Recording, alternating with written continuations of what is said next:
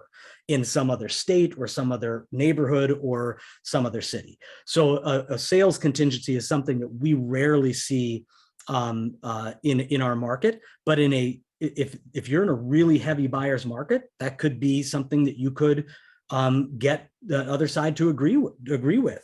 The mortgage contingency basically says, look, if I'm not able to get a mortgage, the mortgage that I need from the bank, if I'm not able to get the amount of money that I need from the bank, then I can exercise my mortgage contingency and back out of the deal and get back my 10% contract. Yo, what is up? This is Christian D. Evans, host of Journey with Christian D. Evans podcast. And I just want to share with you real quick, thank you. Thank you so much for listening to this podcast. It really means a lot to us, but also our community. And, if you like this, please share this with your friend, your family, a colleague, someone that you don't even like. Definitely share that with them. And then also leave a comment and a review for us. We really do appreciate that. And show our guests some love if you find that this episode really resonates with you.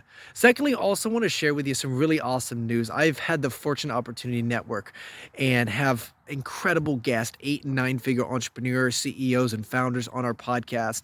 And what we've done is we've actually been able to open up a Be Uncommon, if you can, mastermind, where we're able to open up the door for so many of you, right? Those that are 6-figure, 7-figure entrepreneurs that are scaling, that are struggling, that really want to level up their game, their business, their life, whatever it is.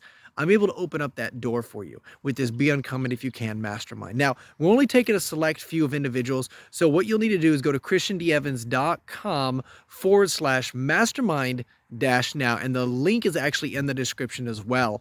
Guys, that is christiandeevans.com/mastermind-now. We're only opening this up for a select few of individuals that really want to level up their game. You have a conversation with me, see if you qualify. And guys, enjoy the episode. And remember, be uncommon if you can. Cheers. Thank you so much for tuning into Journey with Christian D. Evans podcast. I'm your host, Christian D. Evans. And let me ask you guys, if Trump is the king of negotiation, then today we have the emperor of negotiation. My gracious, guys, I'm so excited having this individual on. He is the expert in the field and practice of collaborative negotiation, an instructor and coach teaching negotiation techniques, strategies, and best practices to real estate professionals.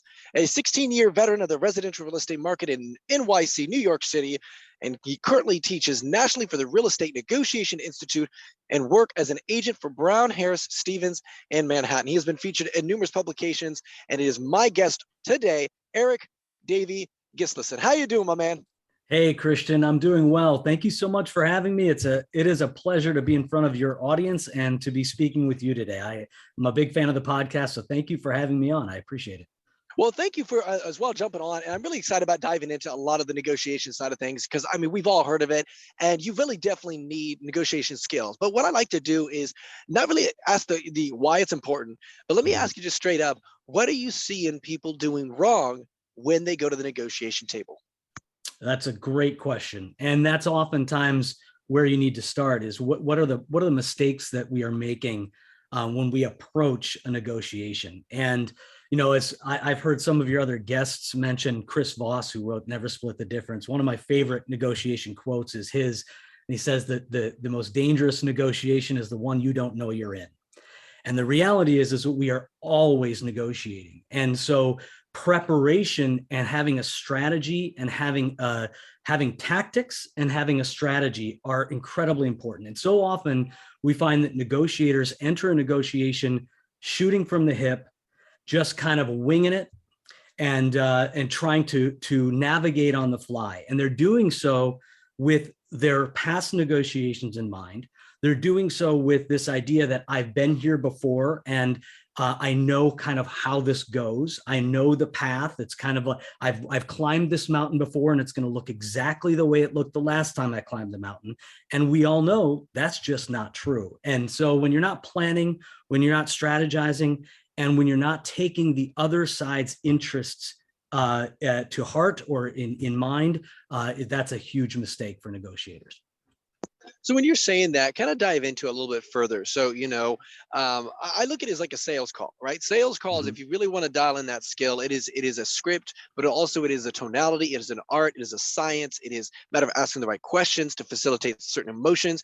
And I look at the same kind of situation as negotiation, right? It's an art Mhm. and a science a little bit. And so my question is, do you control the conversation through questions and getting them to, answer, answer certain things the way you want to answer because you already know the result that you want? Or what does that look like? Well, so another one of my favorite quotes is from Negotiation Genius by Deepak Malhotra and Max Bazerman, and they say negotiation is an information game. So to your point, it is about gaining information. It is about gathering information. And I call this the unsexy part of negotiation. It's about asking questions, using active listening skills, testing for understanding, summarizing information. That's what a skilled negotiator does. And they do that, studies show, about 40% of their overall negotiation. That's what a skilled negotiator is doing, is listening and asking questions and testing for understanding and summarizing information. So yeah, a big part of what it takes to be a skilled negotiator is what I call being ceaselessly curious. It's putting ourselves back in our 5 or 7-year-old body, and they say that the most skilled negotiator there is a 5-year-old child. Why? Because they're relentless with the questions that they ask. They know who's got what they want, and they will not cease until they get it. And they don't have that filter. And oftentimes what we end up doing as adults is we start to build up this filter, and we start to decide that we're being too intrusive, or the question seems a little bit like it's inappropriate to ask. And we need to understand how to reframe our questions, how to ask both closed and open-ended questions, hypothetical questions, but find ways to be strategic about the way we ask questions so that we can gather as much information as we can, and then test for understanding to make sure that we heard it right. Go to third-party experts and make sure that we are verifying that information.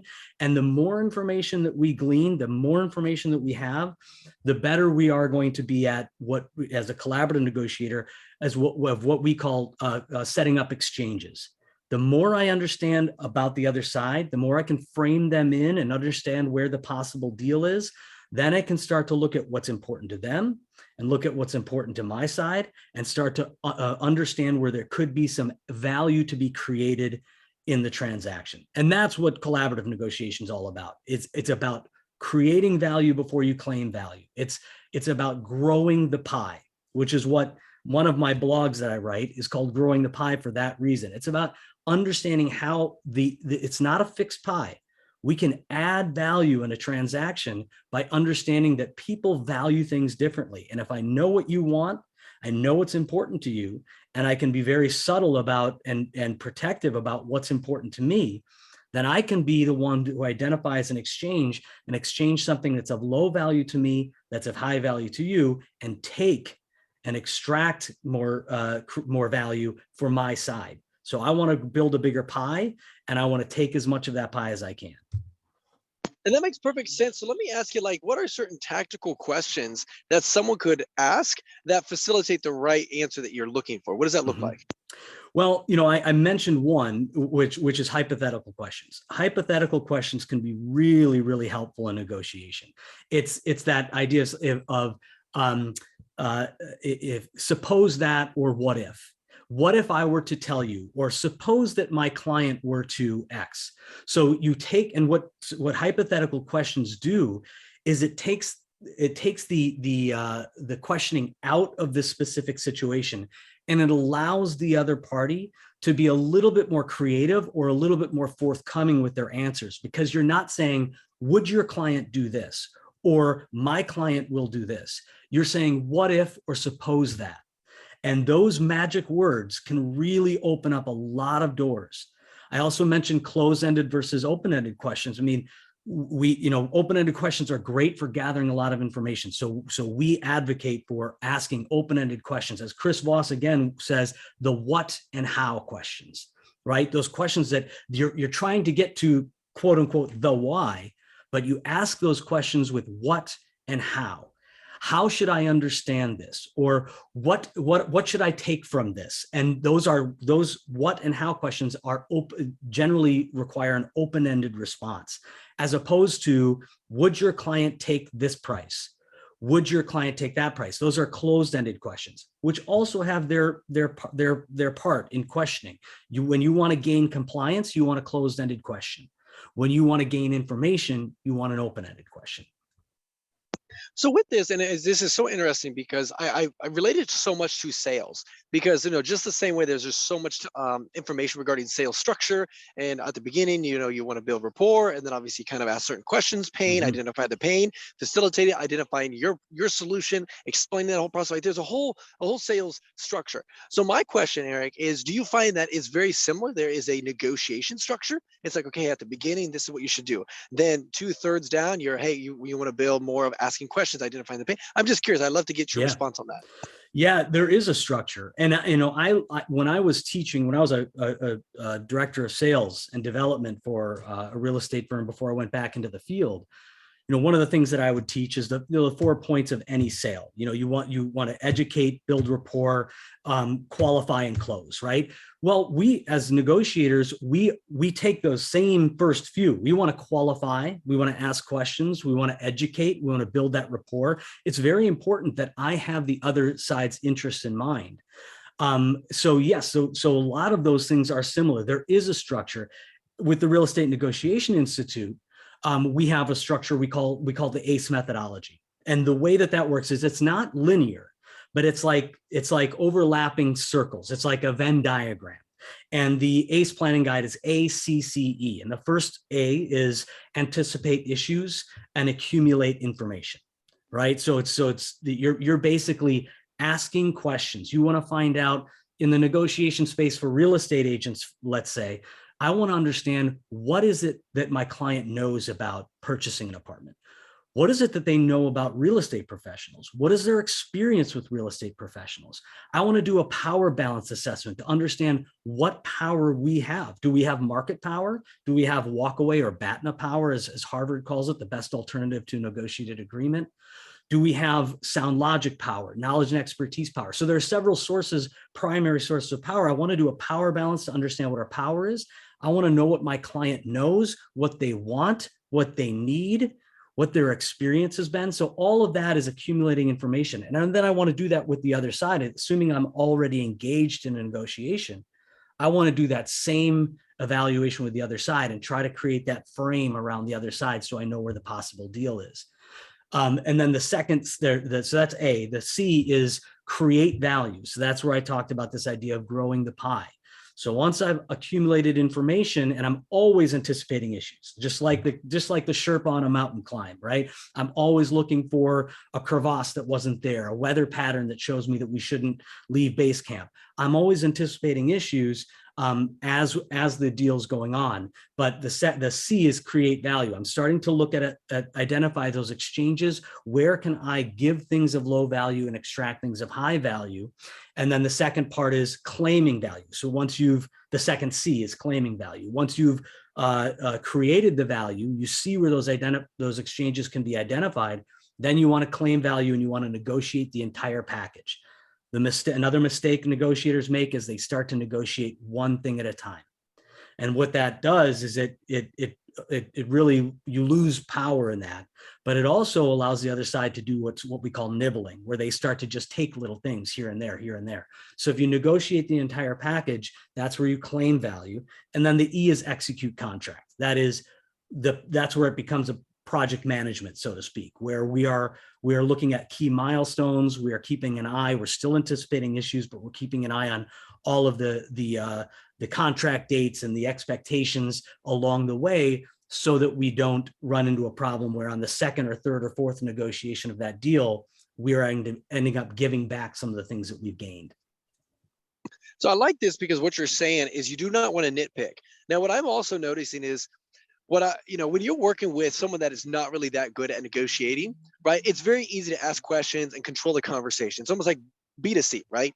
Yeah. Kind of, sales process. But also when you start running into more of the B2B world, and you got some individuals that are familiar with like the sales and the negotiation process, I'm just curious, Eirik, how do you approach that, right? It's just dependent upon that level of that caliber of that individual that you're working with. And some individuals I've talked to that are really, they know, they got a lot more reps in negotiation deals than I do. And obviously, how do you make sure that you come in with your kind of radar on and say, okay, you know what, I know what's going on and I don't want to be taken advantage of, or vice versa.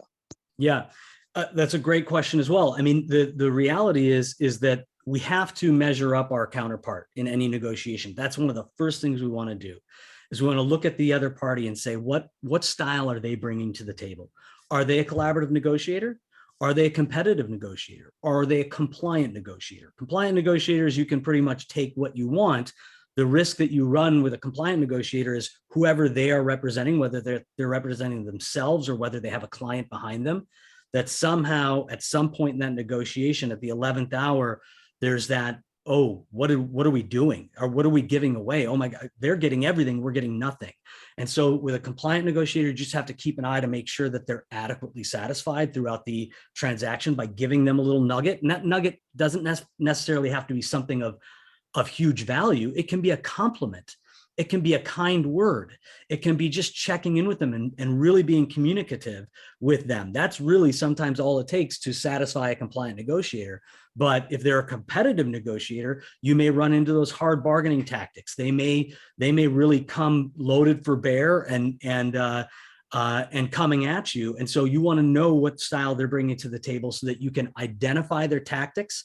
As Harvard calls it, name it to tame it. You want to call out the tactic for what it is, and make them change their tactics. Because, as we all know, tactics are not a strategy. Tactics are useful, tactics are necessary, but they're not a strategy. So a lot of times when I'm dealing with a competitive negotiator, and in the real estate world in New York City, there are a lot of them. But when I'm dealing with a competitive negotiator, it's really about identifying them, naming the tactics that they're using, and forcing them to change tactics. And if they don't have a good sound strategy and it's just firing off intimidation tactics and hard bargaining tactics to try to move the ball a little bit or get me to do what they want, they're going to find that they're in the wrong place. I'm not going to be that person. And so identifying a competitive negotiator is important. And then identifying a collaborative negotiator. Look, when I find a collaborative negotiator out in my world as in real estate, I'm happy to see them. Now it's really a chess match, right? I want to start to identify what's important to them, hide what's important to me, try to see if there are ways that I can give them little things, if I can be better at them at identifying or extracting that information and finding out what their pain points are, what they really need. Is it a timing issue? Is it a price issue? Is it a down payment issue? Whatever it is, I can identify what the real pain point is and then force them or encourage them to give me the things that I want in order to satisfy that need. And that's where that growth of the pie comes in. Is I'm not interested in rubbing their face in the dirt. That's not my goal as a negotiator. I want them to be adequately satisfied, but not at the expense of giving value unduly away on my side. I want to identify what they want, and if I can, give it to them in exchange for things that are really important to me. Yeah, what I like about your approach, Eirik, is really just coming into a conversation and you have clarity on what you want. But then, like you said as well, it's about communication. Because so many times we have this assumption, definitely if you're talking about, acquiring a business or even working with, kind of negotiation, even real estate, right? You see, okay, maybe this individual, why are they selling this house? Okay, why are they looking to sell that? Okay, get to know the story. Oh, wow, you're moving down to Florida? Oh, that makes sense. Oh, that's awesome. What are you guys doing in Florida? Is it a job change? Oh, so you guys looking to sell it really quickly then? Okay, gotcha. Now, what's that price? Are you willing to, and you ask certain questions, understand the story, like you said. And then, like you said, it's like, okay, what do they really want? Well, I just want to get out of this house. I don't really care. I don't want to, fix anything up. I just want to get out of it. Cool. Wonderful. We can do that. Now what happens is you just understand everything. Like you said, you gather enough data to then be able to leverage it and find that right individual, which I find so interesting. Now, let me ask you this, because, like you said, there's this concept where it's more collaborative, and I like your approach in that regard. But when you see, at what point do you come off a little bit, hey, we want to get this deal done and let's get it done. And you got to turn the dial up a little bit, like a little Yeah. heat up. When do you do that? Absolutely. And we call this the negotiator's dilemma. The reality is, I like to say when I'm teaching my courses, collaborative negotiation isn't holding hands by the fire, swaying back and forth and singing Kumbaya. That is not what collaborative negotiation is about. I am trying to maximize the gain for my side, and I need to be assertive and cooperative, right? This is not just about being about giving away value so that everybody's happy, being a people pleaser. I am advocating for my client. I want to gain as much as I can. And the negotiator's dilemma says, look, we as collaborative negotiators, we don't look at competitive tactics as necessarily bad. They are not necessarily bad. They're a tactic, and that's all they are. And if I know how to defend against them, great. But I also need to know how to use them. I need to know when it's time to push the other side back a little bit, when it's time to use silence as a negotiating tool, whether it's time to put a timestamp on something or to nibble a little bit. If I get them emotionally committed enough to a deal, and there are still a few things left on the table, the more emotionally committed to the deal they are, the more likely it is that they'll give me that last little thing for nothing. And as a collaborative negotiator, I'm not immune to using those tactics, but I want to do it when it's right and when it's the situation suits it. Because taking bluffing, for instance, as a competitive tactic, we all bluff. The question is, what is the risk reward of that bluff? And the more intense that bluff is, the higher the risk is, and maybe the higher the reward as well, but the higher the risk. And the question is, are you negotiating for yourself? Are you negotiating for your business? Are you negotiating for shareholders? Are you negotiating for a client? Who's behind? Who are you representing? And what is their risk tolerance when you get to that point? So you have to understand that when you're about to use a competitive tactic. But there's no doubt about it. When I get engaged with a competitive negotiator, I know that there may be a time, and likely will be a time, when I need to, quote unquote, take the gloves off a little bit. Well, let me ask you, because see, one of the things whenever I go to the negotiation table, I tend to, in the culture is changing a little bit. So like, for example, real estate, right? It used to be the buyer and seller, they would have some sort of conversation. Now they don't. I'm talking about real estate, right? It's the agent that facilitates that. And so my point is, though, is you lose the lack of emotion. And sometimes the emotion is what allows you to kind of, a little bit play off on it, to be able to kind of get what you want and kind of facilitate that the best agreement in your perspective. So I'm curious now, with things are changing, and sometimes negotiation take several months or several weeks or whatever it looks like. What are some strategies that you could still use to leverage, even though you may not be, hey, I'm in a room, it's getting intense, and hey, we're going to be walking out here and negotiate. You know what I mean? Like it's just different now. So I would just love to get your response of what you're seeing. It is different. You're right. And there are still some parts of the country where they will present an offer, speaking in the real estate space again, they'll present an offer in person with the buyer and the seller. In my market, when I mention that in my classes, although it's a great Hail Mary and it could be the great way to try to, if you have very little power, a great way to try to find a way to create that emotional connection with the counterpart or with the other side in the negotiation. So there is a place for it, but it's certainly not done that frequently. And agents kind of, they protect their client from the other side, and on some level they're protecting themselves from introducing their clients into the negotiation.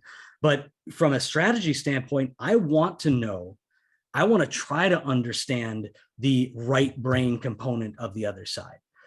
I want to understand the emotional component of my counterpart and their client in a negotiation, because then I can bring that back to my client. So it's not, I don't want to eliminate it and have this veil where there is no emotion, because we are emotional beings. We are, as they say, the purchase decision, we make the purchase decision with our right brain. On an emotional side, we confirm, verify, or move forward with the sound logic, the left brain side. So I want the emotional component in it, and I want to extract that information from the other side so that I understand what parts of that negotiation, what value elements of that negotiation do fall within that emotional side. I want to make sure that on my side, the other side, I want to protect my client from the other side knowing what they're emotionally committed to. But that's the benefit of being a good negotiator. I can hide the emotional component on my side while trying to get that information by being ceaselessly curious to the other side. What I find so interesting, definitely like in sales, and I always like to make these similarities a little bit because it helps my brain process. But like whenever I'm on a sales phone call, I do a lot of research on that person. And what's so beautiful about today's world, you have so much information, right? Oh, hey, I just saw that your brother had a birthday. Happy birthday to him. That's really, that now all of a sudden the rapport just goes tremendously deeper. But also what's nice is when you're to go to negotiation, oh, I know this person just filed for divorce with his wife. So naturally he's looking to, you just know and have these assumptions or whatever, right? And I'm just talking about like that specific situation, but hey, I know that this individual's in pre-foreclosure or whatever it may be, right? And so you're able to come in and say, hey, you know what? I know you're looking to sell relatively shortly and you're in a time situation. My question to you, Eirik, is when you're looking at negotiations, right? And everybody is okay with saying, okay, I'm going to walk away. It's okay, right? Become non-emotional in that decision, right? It's okay to walk away and move on, because as we have seen, definitely with other big deals and so forth, sometimes that comes down, that idea or that opportunity comes down the road 6, 8, 10, 15 months down the road, and all of a sudden it might be a better deal. And so give me an example of maybe a client that you worked with, or what you're seeing, or maybe even yourself, where hey, I had to walk away. It took a lot of energy. It took my emotion, right? I had to pull back, but guess what? That opportunity presented itself down the road a lot better. Yeah, and to your point, you have to have set goals. I mentioned the Harvard program in negotiation, which is one of the best in the world. But Wharton is also a great program, and one of the things that they say is your strongest source of power is goal setting. You've got to be firm with your goals. You've got to understand what you want and what achievement looks like to you. You can change the goals throughout if there's a reason to do it, but you want to be very mindful of it. You want to be very intentional about it. But you want to have set goals. So that way, if the other side is not meeting your minimum goals, that you don't feel sucked into this emotional quagmire or this emotional roller coaster where you're agreeing to something that doesn't fit your needs. And so when you do have those preset goals, walking away, considerate silence, as we call it, is not a competitive tactic. That can be a very collaborative tactic. You keep the door open. You say to the other side, look, it doesn't look like we have a meeting of the minds here. You may be trying to test a bluff on their side. Maybe you know that there's something, as you said, you've done your research, you know what their pain points are, you know what they're facing, you know what their situation is. And maybe you know that there's a better deal for you here than they're indicating. And you're saying, I'm going to call their bluff here. And even if they shut down and say, okay, great, walk out the door, then you're still adhering to your minimum goals. And you're saying, look, we're not going to close the door. I'm not going to slam this thing shut and scream and yell on my way out, because that's going to be a sure way for them to lead to entrenchment or retreat. And even if it's in their best interest, they say, I'm not going back to Christian and offering him a better price because of the way that he ended this last negotiation. I'm done with him. And I don't want that. I want to leave that negotiation and say, look, if there's in the future, if there's a way to get this done, we have our minimum goals. And so far, we're not meeting those goals. So we're going to take a little bit of a break. We're going to explore our BATNA. We're going to explore our other opportunities. And what Harvard says is the better your BATNA, the stronger you are. That's the strongest or your most important source of power. If I have something really good, if I have a very strong plan B, then that allows me to set those goals a lot more firmly and say to the other side, no, I'm sorry, 950,000 isn't going to do it for me. I'm going to walk over here and I'm going to exercise plan B. When the other side knows all of a sudden that you've got a very strong plan B, now their question is, how strong is their plan B? Who's got the better BATNA? Who is in a stronger position to leave this negotiation? And that can be a very powerful tool. So when you say to them, we're not meeting my minimum goals, we're going to explore plan B, we're going to leave this negotiation for a while, then the question is, how badly do they want that deal? And they may come back to you and say, you know what, we're ready to do this. And I had this, you asked for an example. I had this in a townhouse deal in Brooklyn that I recently did.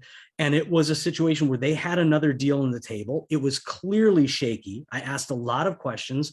I understood that what they were getting from that deal wasn't what they wanted. But what they wanted from us was essentially to do a lot better than what they had on this current deal. I could tell that what they had was not nearly what they were asking from us. And we said politely, thank you very much. Look, if anything changes, we're here to have this conversation. We would really love to purchase this apartment or this townhouse. We'd love to purchase this townhouse, but we're not meeting our minimum goals right now. So let's take a little bit of a break. You come back to us when you're ready. And within a day, they're back to us and they're now trying to bridge the gap. There's a zone of possible agreement. They know there's a zone of possible agreement. And now we've made them come down to the low end of their ZOPA. And we are now able to get a better deal for us because we gave them a little bit of space to think about it and exercise the fact that we have options. So that's a good example for you. Well, one of the characteristics I think, and this is just what you're reiterating, is patience. You must have to have patience and say, you know what, I don't need this deal is not going to make or break me. It's okay if it goes through or if it doesn't, and having that perspective. But let me ask you, what other characteristics should you go into or should you have to when you go into a negotiation? Obviously, patience is one. What else would you suggest? Well, if you're negotiating for, let's say that you're negotiating for someone else, you want to make sure that you understand what their goals and their objectives are. And you want to make sure that your ego, first of all, is not getting in the middle of your negotiation. This is not about you. This is not about your ego, your win. You are representing a client. You're advocating for a client, and you want to make sure that you understand whose interests that you're advocating for. So when you're negotiating for someone else, you want to be very, very clear about that so that the decision to walk away or the decision to take or leave a deal does not become an emotional one, especially for you as the negotiator. This happens quite frequently. In business, negotiators are far more skilled than they are in real estate. And this is why I teach real estate professionals collaborative negotiation. They need this training because they often are shooting from the hips. They don't get the professional negotiating training through their company or through school, through an advanced degree that a lot of people do in business. They're going by experience or by the training that they received from a mentor in the business, and who God knows what training they had. So this is a frequent issue in real estate where you've got someone who's negotiating through their own ego and through their own desire to win or their own fear of loss. And that can cloud their vision tremendously. So understanding that, but also going into a negotiation with the mindset of, I am going to try to create value here so that I can find a way to get a deal done that maximizes the gain for my side. That's what I want to do.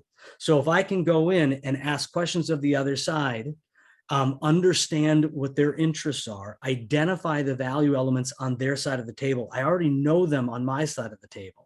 And then I can come up with what I believe their BATNA is. What is their best alternative to negotiated agreement? What do I believe the minimum price that they're willing to take is? Is there something else about their minimum price that is important to them, like customer loyalty, or some sort of a package deal that allows them to gain my business for a longer period of time or over time? It's not about one transaction. It's about a relationship that'll last over time, and they will achieve much more financially over time than they will if they just get me for that one deal. That may be where their interests lie. I want to understand that.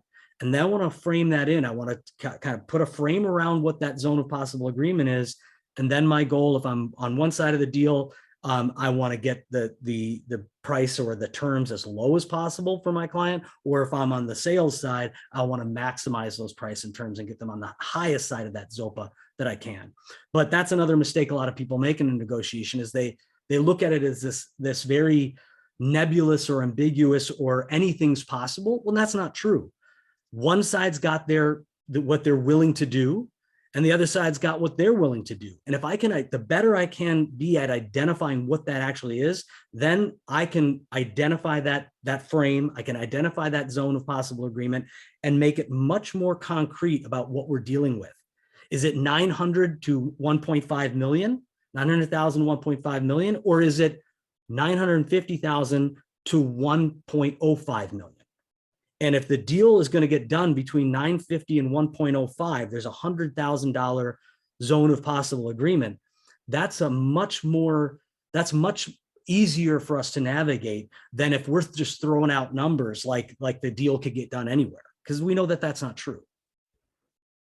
Wow, that's an incredible insight. And so what have you noticed in this industry when you are working with post negotiation? Let's say you go and walk through all that, and then obviously, hey, last minute, right before you sign, whether it may be 2 weeks later, you get all the things all set up, then all of a sudden someone decides to bring in one little thing, or maybe it might just be yourself that comes in, hey, you know what, I want to change this one little thing. How do you handle that? But also maybe how do you deploy it effectively and optimize that post negotiation? Yeah. So we call that tactic. That's a tactic. It's called the nibble. And it's a very widely used one in all forms of business. And it's what we call a test tactic. And this is how you employ it in a way that's effective, is that you use one nibble to test the other side to see what they'd be willing to give. The more emotionally they are committed to the deal, and I can ask those questions, I can find out how excited are they to sign this contract? How excited are they to get this deal done? As we get closer and closer, are they moving up the timeline? Are they rushing through due diligence so that they can sign on the dotted line? If I look through all of those things and I can see that they are very emotionally committed to this, and my client wants one more thing, then I may say to my client, okay, let's ask for this one thing, or let's ask for something smaller to begin with. Let's identify a few things that we could nibble, right? Few things that we can take. Instead of going with the largest nibble, let's start with the smallest one and see how they react. And in some cases, that negotiator, if they're not skilled, they may say, okay, fine, just take it. And then if I'm a skilled negotiator, I go, okay, all right, great. They just let us take this one thing. They didn't even ask for anything in exchange. They didn't fight back, or they didn't put up any sort of objection whatsoever. So now let's look for the second nibble. And maybe from there, we go to our largest nibble and say, oh, we also want this. And then we see, and they'll either maybe go, okay, this is it. Take this, but nothing else. Or they shut us down, or they just give it to us again. But that's what's brilliant about the nibble tactic, because it's a test tactic. There's very, very low risk to a nibble. The worst thing that could happen is they say no. Or look, the worst thing that could happen is they blow up the entire deal over a nibble. But we know that that's very, very unlikely, especially if they're emotionally committed. So the worst that could happen is they just shut us down. The best that can happen is that they indicate that they'll just let us keep taking, right? So look, as a negotiator, if that's what's going to happen, I may employ that tactic. If I'm on the other side of it, I've got a few choices. One is to as I said before, name it to tame it. You say, look, I know what you're doing here. I've seen this tactic. This is the nibble tactic. My child used this on me when they tried to get a second dessert last night. Like, this isn't, come on, what are we doing here? If you want to use this tactic, look, if this is something that's that important to you, so I magnify the contrast of the importance of that thing. So I say, look, if this is really important to you that you get the dining room table, then we're going to ask in return that you give us, and I ask for something of large value in return. So I can magnify the contrast of their nibble, and that will either cause them to say, you know what, forget about it. It's not that important. Or they identified it as important, and I get more for it. So I exchange a nibble for a nibble. Worst case scenario, I say, look, if you're gonna continue doing this, if you're asking for something, we can unbundle the negotiation, we can start over and rebundle the negotiation. That would be worst case scenarios. I say, look, I would threaten to start over, but that would be an unusual position to take if it's just a nibble. More likely I'll exchange something for it or just shut it down. Interesting. And I definitely know where you're coming from on that regard. Now, and I love those approaches because, see, definitely when you're in the real estate industry or, even acquiring businesses, you can pretty quickly realize this individual is emotionally invested into the deal. Mhm. And when they're invested into the deal, it's going to swing your way. And that's when you start deploying, some of those nibble tactic and say, hey, what else could I get from this? And you'll just be amazed, maybe whatever that looks like. Yeah. Maybe a consulting, right? Hey, we'll buy your business, but maybe you have to consult for us for 12 months or a succession or whatever. You have to Yeah. be in that position. And anyways, my point is you can get pretty creative with it. And that's what I love about negotiations. Now, I do always want to ask you this because definitely in the real estate industry, one of the things that I love the most when I go and take an offer, I always have some sort of contingency, right? I will buy this house if it is approved and by the real estate agent or approved by the just kind of a synopsis of the real estate. I'd love to get your perspective on what are the most effective contingencies and how to leverage them throughout the post purchasing, if you will. Yeah, having protections is big in any negotiation for any business deal, right? In real estate, the typical ones that we see, especially in New York City or in the New York area, are a mortgage contingency or a funding contingency. Sometimes you'll see a sales contingency, but in a market like we're in now, that's very rare. Sales contingency would be, look, if I can sell my apartment, then I'm moving forward with this deal. And as you can imagine, as a seller, that's giving up a lot of power to a potential buyer. So I don't really want to get into a deal where our deal is relying on something that I have no control over in some other state or some other neighborhood or some other city. So a sales contingency is something that we rarely see in our market, but if you're in a really heavy buyer's market, that could be something that you could get the other side to agree with. The mortgage contingency basically says, look, if I'm not able to get a mortgage, the mortgage that I need from the bank, if I'm not able to get the amount of money that I need from the bank, then I can exercise my mortgage contingency and back out of the deal and get back my 10% contract deposit. So that's a pretty typical contingency in our market. However, if you're in a market like a hot market like Brooklyn, whether you're putting down 50%, 40%, or 20%, you may be in a position where the only way to compete with cash buyers or with other buyers who are at a higher price point than you are or willing to pay more, the only way to compete with them in a highest and best situation may be to waive that mortgage contingency and take on that risk. And that's essentially what you're doing is you're alleviating the risk from the seller. You're saying, look, no matter what happens, if the bank says no to me, I'm sticking with this deal, or I'm going to give you I'm going to give you $150,000 that you can keep. That's my contract deposit. If we can't get this to a closing, I'm willing to stick with the deal. Sometimes you have a buyer who has that amount of cash, so the risk is very low to them.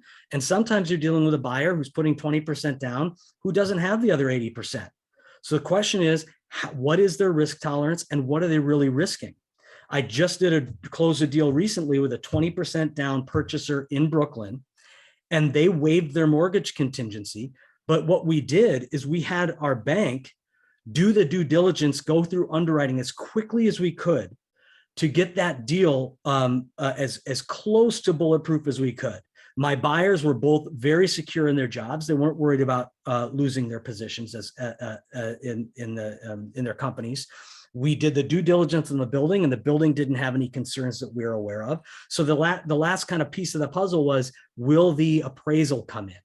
And we were paying above the asking price. If the appraisal doesn't come in, what is the consequence for us? And in that case, the consequence is the bank will lend us 80% loan to value. So my buyer might have to come up with some additional down payment money, but it's not paying all cash for it. They had some money left over. They could do that. So we look through the risk and see what it is, what is the real risk to us, and what is the benefit. If we can make ourselves more attractive by beating out other potential buyers and waiving our mortgage contingency, if the seller sees that as an attractive offer, are we willing to take on that risk? And my buyers were, and everything worked out just fine. So, and then the last one, I mentioned a funding contingency. We rarely see this as well. That goes all the way to the closing. The mortgage commitment is satisfied when you get a commit, or the mortgage contingency is satisfied when you get a commitment letter from a bank.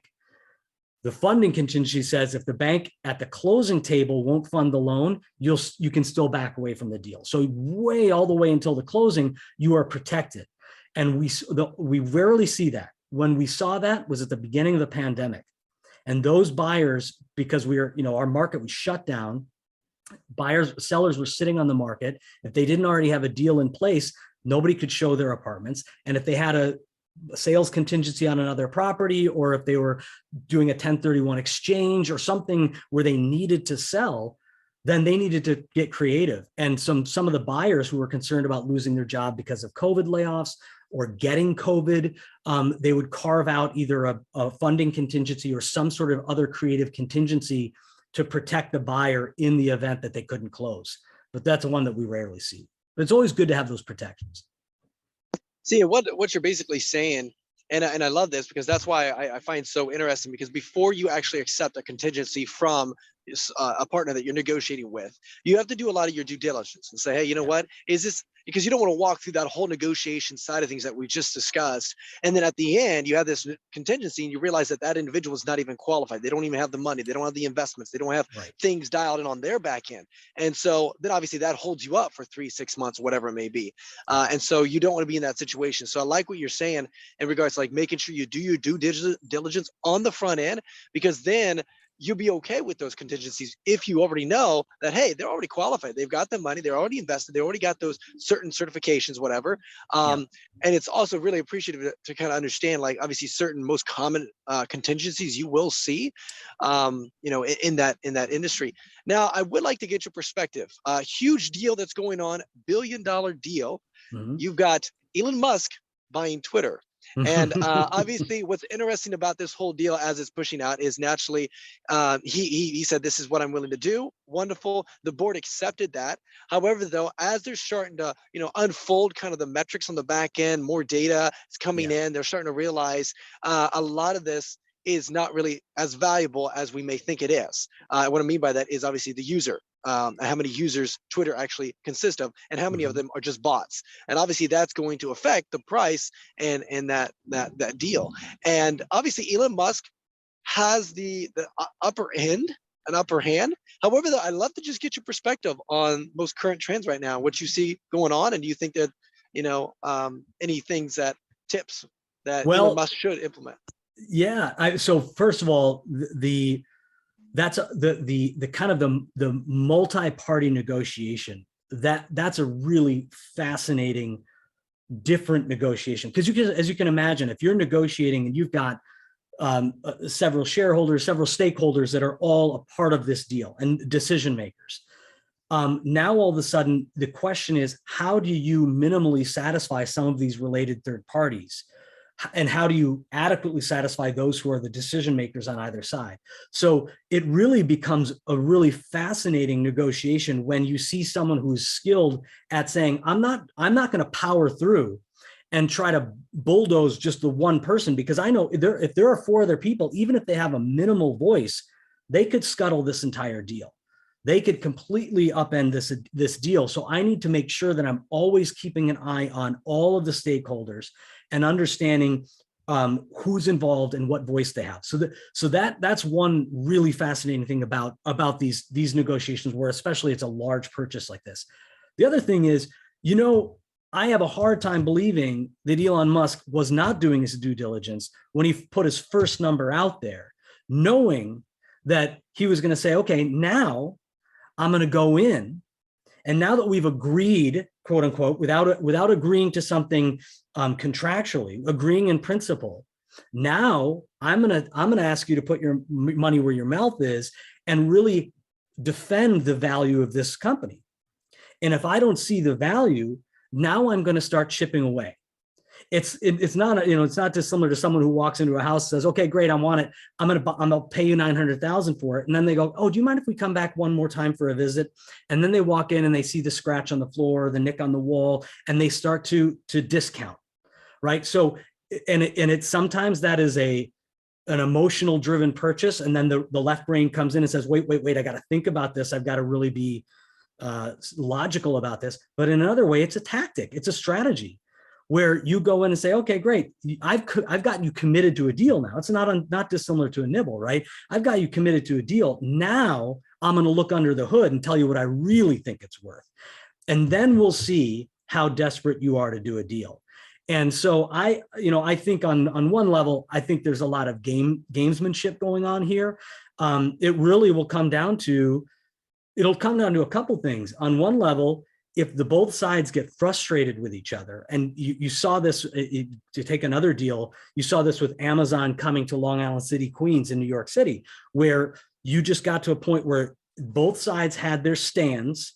They put their stake in the ground. They had their positional bargaining, and they were not interested in the concern of the other side, the areas of concern or the emotional motivators, as William Ury and Roger Fisher like to say. But they weren't interested in that. They put their stake in the ground. They anchored, and they would not move off of their post, right?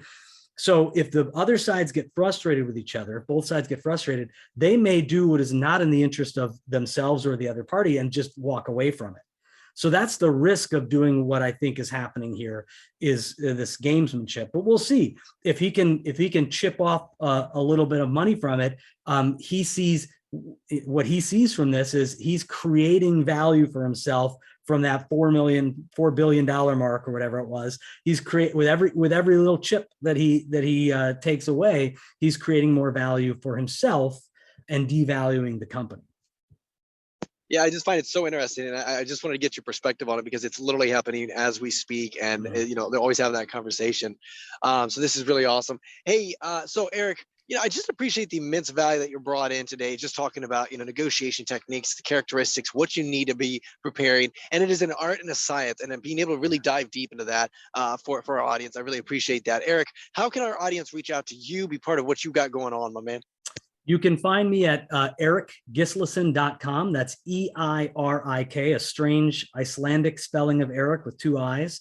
Eirikgislason.com. You'll see I have two blogs. On Real Estate is one of my blogs, which is focused primarily on real estate goings on and looking at the industry and helping clients and agents navigate the industry. And then Growing the Pie is the other blog that's on that site, and that's my negotiation blog.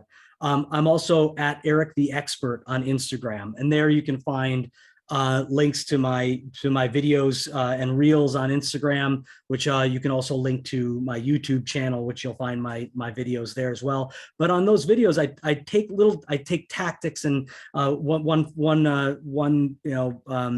video I do is Tactics Tuesdays, where we just discuss a different tactic each week. Or I'll just talk about a negotiation topic, or I'll talk about listening or asking questions and do a 2 or 3 minute video on that. So at Eirik the Expert is a great way to find me on Instagram. And from there, you can find me on Facebook as well. Awesome, guys. Those links will be in the description below, so make sure you click on that. Make sure you consume his content and be part of what he's got going on. Eirik, is there any last words of wisdom that you'd like to share with our audience before I let you go? Well, I will say, it's in listening to your podcast, which I've done for a long time. It's interesting to hear what your guests are saying, especially over the last several. And these key terms, this idea of collaboration, teaming, interests, communication, empathy, emotional intelligence, the why, setting expectations. These are key words and phrases that I hear your podcast guests saying often. No matter whether they're coming from marketing or leadership or whatever form or place that they're coming from, These are the words that they're using. And it warms my heart, because that is what this is where we are. This is what collaborative negotiation is. It is really maximizing your gain by listening to the other side, by hearing the other side, by hearing your client, by asking questions so that you can gain information and gain intelligence to become better at finding these exchanges. So I love what you're doing, and I appreciate the fact that you had me on, but I'll continue to listen to all of what you and your wonderful guests are saying each week. Awesome. And Eirik, I really appreciate that, but also I really appreciate the immense value that you brought today. Guys, that is Eirik, my friend, the emperor of negotiation. Guys, that is Journey with Christian D. Evans podcast. Until next time, remember, be uncommon if you can. Yo, this is Christian D. Evans, Journey with Christian D. Evans podcast. We thank you so much for listening to this amazing episode. If you feel and you know that this was valuable to you, please show some love to our amazing guest by liking this, by commenting on this, by making sure that you do a nice 5-star review, and just show some love to our guest. That'd be really awesome. Also, make sure you share this with a friend, a family, a colleague, someone that you believe would bring value to their life right now. And guys, we just want to say thank you again for just being part of our community. If you want to have more resources, don't be afraid. Go to christiandevans.com. You can actually schedule a phone call with me, or you can send me an email at christian.evans@beUncommonIfYouCan.com. That's christian.evans@beUncommonIfYouCan.com. Always love to hear some feedback, and let me know what is the number 1 or 2 things that you are struggling in your business and your life, and we'll make sure we have those conversations. Guys, that is Journey with Christian D. Evans podcast, and until next time, remember, be uncommon if you can. Cheers.